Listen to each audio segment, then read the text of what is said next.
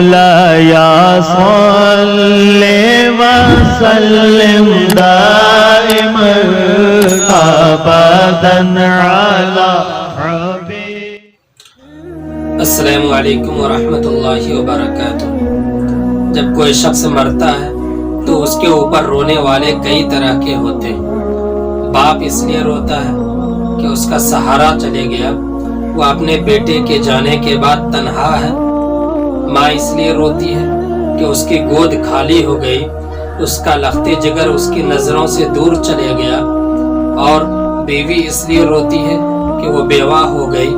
بچے اس لیے روتے ہیں کہ وہ یتیم ہو گئے، اور دوست اور رشتہ دار اسے یاد کر کے روتے ہیں. لیکن کیا ہم نے کبھی غور کیا کہ جب ہم مر جائیں گے، جب ہماری موت آ جائے گی، جب ہم اس دنیا کو چھوڑ کر اگلی دنیا میں چلے جائیں گے، تو ہمارے پیچھے رونے والے تو بہت طرح کے ہوں گے.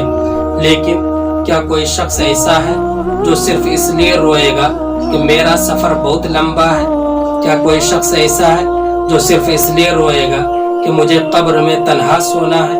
کیا کوئی شخص ایسا ہے جو صرف اس لیے روئے گا کہ مجھے حساب و کتاب کے لیے پیش ہونا ہے؟ کیا کوئی شخص ایسا ہے جو صرف اس لیے روئے گا کہ مجھے تاریک کوٹھری میں رات نہیں بلکہ راتیں گزارنی ہے؟ کیا کوئی شخص ایسا ہے جو صرف اس لیے روئے گا کہ میں اس دنیا کے بستی کو چھوڑ کر، اس دنیا کے بستی سے ہٹ کر ایک شہر خاموشہ کا باسی بننے جا رہا ہوں، وہاں کا رہائشی بننے جا رہا ہوں؟ کیا کوئی اس لیے آنسو بہائے گا؟ کیا ہم نے کبھی غور کیا؟ جی ہاں، یہ غور کرنے کی چیز ہے. اگر ہم غور کریں گے تو اس نتیجے پہ پہنچیں گے کہ جب ہم مر جائیں گے تو اس وجہ سے کہ مجھے قبر میں تنہا سونا ہے، اس وجہ سے کہ مجھے حساب و کتاب کے لیے پیش ہونا ہے، اس وجہ سے کہ مجھے تاریک کوٹھری میں رات نہیں بلکہ راتیں گزارنی ہے، اس وجہ سے کہ مجھے اس شہر خاموشہ کا باسی بننا ہے، اس کے لیے صرف اور صرف میں ہی روؤں گا.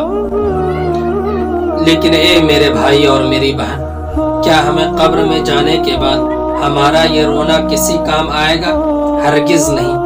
قرآن کریم تو کہتا ہے حتی اذا جاء احدهم الموت قال رب ارجعوني لعلی اعمل صالحا فيما تركت كلا انها كلمة هو قائلها، کہ جب انسان کی موت آئے گی تو وہ یہ چاہے گا، یہ خواہش کرے گا کہ کاش کہ تھوڑی سی زندگی مل جائے کہ اس میں ہم کوئی نیک عمل کر لوں.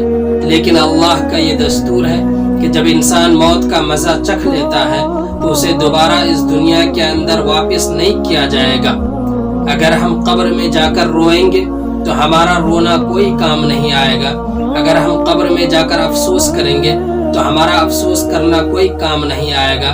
اگر ہم قبر میں جانے کے بعد کسی چیز کی چاہت یا خواہش رکھیں گے، اور یقیناً ہم رکھیں گے، لیکن یہ ہماری خواہش اور یہ چاہت ادھوری رہ جائے گی. لیکن اے میرے بھائی اور میری بہن، اس کا ایک راستہ ہے. وہ راستہ یہ ہے کہ جس چیز پر ہمیں قبر میں رونا پڑے، اس چیز پر آج ہم اسی دنیا کے اندر ابھی اسی وقت رو لیں. جس چیز کی ضرورت ہمیں قبر میں پڑے گی، اس چیز کی تیاری آج ہم اسی دنیا کے اندر کر لیں. جس چیز کی فکر ہمیں قبر میں کرنی پڑے گی، اس چیز کی فکر آج ہم اسی دنیا میں کر لیں. اور وہاں کسی بستر، کسی تکیے، کسی چادر کی ضرورت نہیں ہوگی. وہاں پانی کا بوتل اور وائی فائی کا کنیکشن نہیں چاہیے. وہاں تو نیک اعمال چاہیے.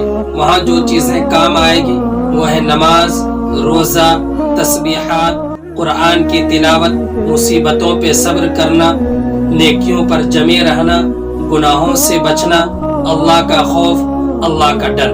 یہ تمام کی تمام چیزیں وہاں کام آئے گی. اور ان چیزوں کو جمع کرنے کا وقت ابھی ہمارے پاس ہے، اس لیے کہ ابھی تو ہماری سانسیں بھی چل رہی ہے، کان بھی سن رہے ہیں، آنکھیں بھی دیکھ رہی ہیں، دل بھی دھڑک رہا ہے. قبل اس کے کہ دل دھڑکنا بند کر دے، قبل اس کے کہ آنکھیں دیکھنا بند کر دے، قبل اس کے کہ کان سننے سے عاجز ہو جائے، قبل اس کے کہ موت کا فرشتہ ہمارے دروازے پر آ جائے، ہمیں اس سے پہلے ان تمام چیزوں کو اپنے جھولی میں جمع کر لینا ہے۔ اللہ کے امان میں رہیں۔ السلام علیکم ورحمۃ اللہ وبرکاتہ۔